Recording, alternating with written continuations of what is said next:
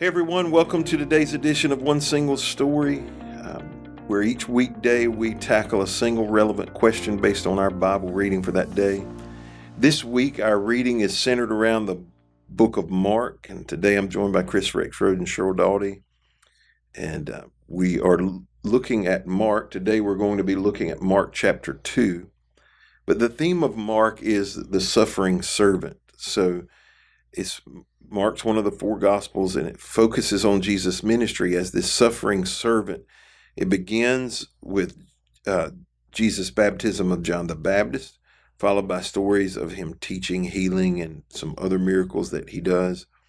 But it presents Jesus as this humble, obedient servant who loves people and is willing to suffer for them, in spite of his authority and godliness, his Godhead piece of that. And so in Mark chapter 2 today, around the middle of the chapter, it says, "Then Jesus went out to the lake shore again and taught the crowds that were coming to him. As he walked along, he saw Levi, son of Alphaeus, sitting at a tax collector's booth. 'Follow me and be my disciple,' Jesus said to him. So Levi got up and followed him. Later, Levi invited Jesus and his disciples to his home as dinner guests, along with many tax collectors and other disreputable sinners. There were many people of this kind among Jesus' followers. But when the teachers of the religious law, who were Pharisees, saw him eating with tax collectors and other sinners, they asked his disciples, 'Why does he eat with such scum?' When Jesus heard them, he told them, 'Healthy people don't need a doctor, sick people do. I have come to call not those who think they are righteous, but those who know they are sinners.'" So this is the calling of Matthew, right? Mm-hmm. And here he's called Levi, but it's a big crowd of sinners over for dinner, and the church people are complaining about it, and this is a really complicated question, Mm-hmm. because I know from experience that our associations have some impact on our reputation.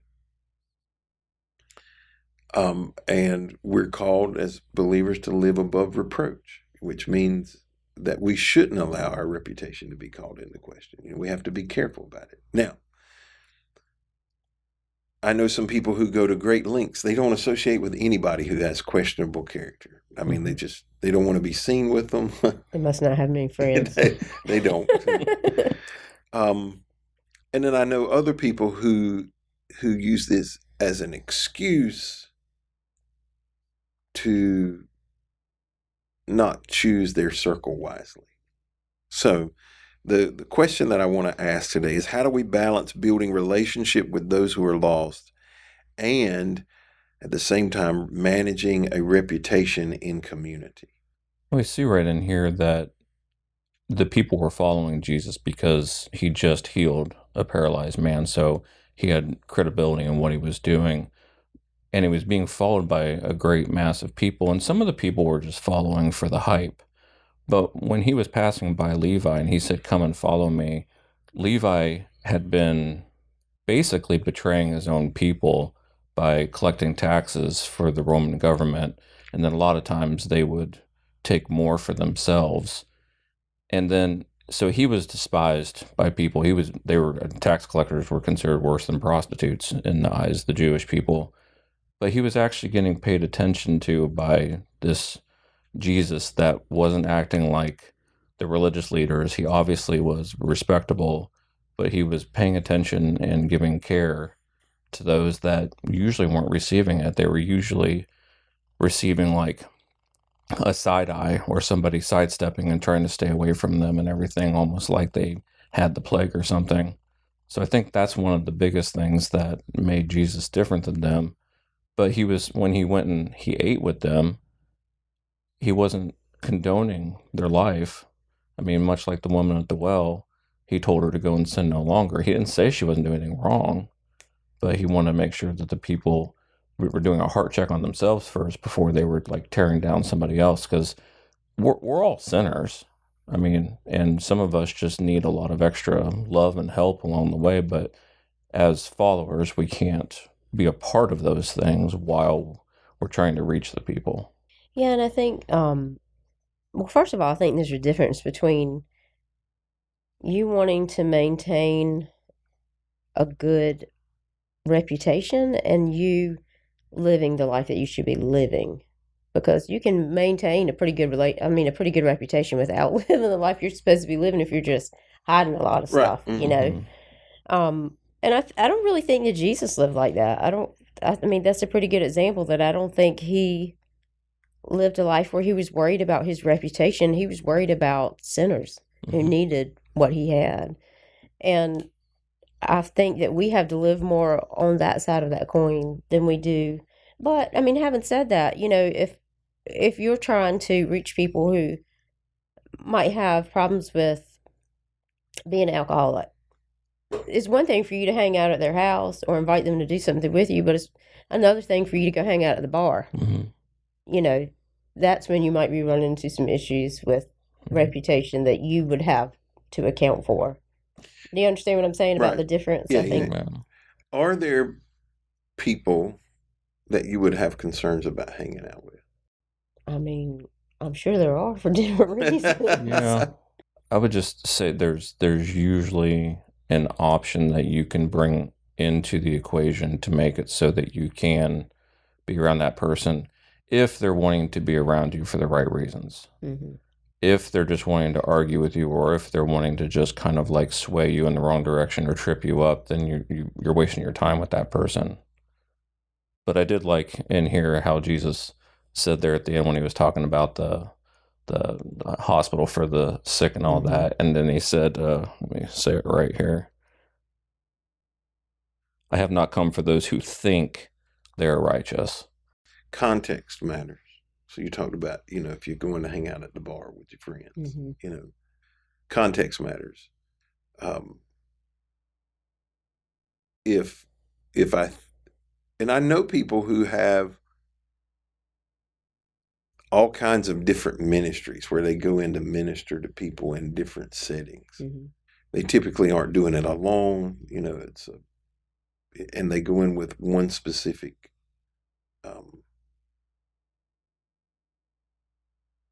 gear or aim in mind, you know. For example, there's a ministry, and I'm trying to, but they have a ministry to strippers, you know, where but they go in at a specific time. They don't go in while the show's going on, right? You know, they go in ahead of Taking time notes. or wait for them after they leave, and then, you know, they present them with some kind of gift or, you know, and that's different. Context matters. You know, if you're waiting outside the door to talk to somebody about Jesus, or you're inside the strip club, you know, slinging dollar bills, you know, saying I'm trying to bless somebody. It's different. Context matters. And I also think you have to acknowledge your own shortcomings or weaknesses. That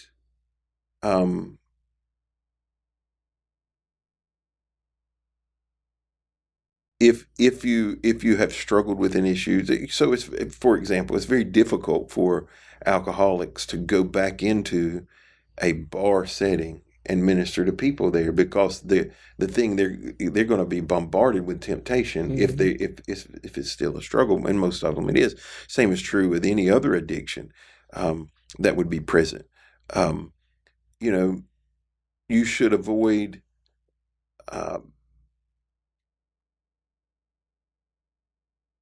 people who have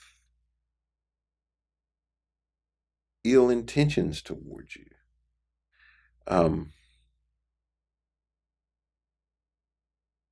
See how I can navigate this without offending. But let me use myself as an example. Okay, if I believe that a woman had ill intentions toward me. And there have been 3 times since I've been pastor here that I have felt that way. And all 3 times the first person I told was my wife. What are you chuckling at? And you're not a woman. Huh? I said, and you're not a woman. What does that mean? Just imagine. Well, and the other way is even worse. Yeah. Because men are, how would you would say men are gross? Is that what you would say? No. Men are men. Men are men. And men are even worse at it, but I don't want to use somebody else as an example. But if I felt that somebody had unhealthy intentions, toward me, I can't suddenly have a ministry for that person. I have a heart to meet with them and try to counsel them and mentor them. What I need to do is stay as far away as I possibly can. Yeah. Put up every single boundary, lock every gate, put it in place, because context matters. But what we also can't do is live a life that says, everybody's after me. All sinners are going to lead me down a bad path. Right. They're not, because I can go in a bar, it don't bother me at all. I don't need to drink, it makes people uncomfortable. I'll be in social settings and I'll just order water and they're like, don't you want to drink? Because it makes them, they're more uncomfortable than I am. I'm fine with my bottle of water. I don't need, I don't need what they got. It's no big deal to me. There are places I can go that it's not a problem. There are other places I need to just avoid, and I think context matters. It depends on your own strengths, your own weaknesses, and you have to be self-aware to know those things. And I don't know that reputation, the elders in the scriptures say that elders have to have a good reputation outside of the church. But I believe if you live a life good enough that you're going to get enough margin that people aren't just going to judge you because you're with this person, They're going to give you the benefit of the doubt if that's they right. watched you long enough. Right. Yeah. And, I've had times, even recently, where people have tried to talk me out of a situation, mainly because it was something they would never do. It wasn't that they were afraid how it was going to affect me, as much as they would just never have done it and would never have helped somebody in that same situation. Yeah. And usually, the golden rule we quote often, do unto others as you would have them do unto you.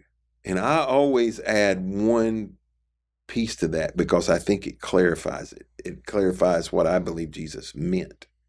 Do unto others as you would have them do unto you if you were in the same situation.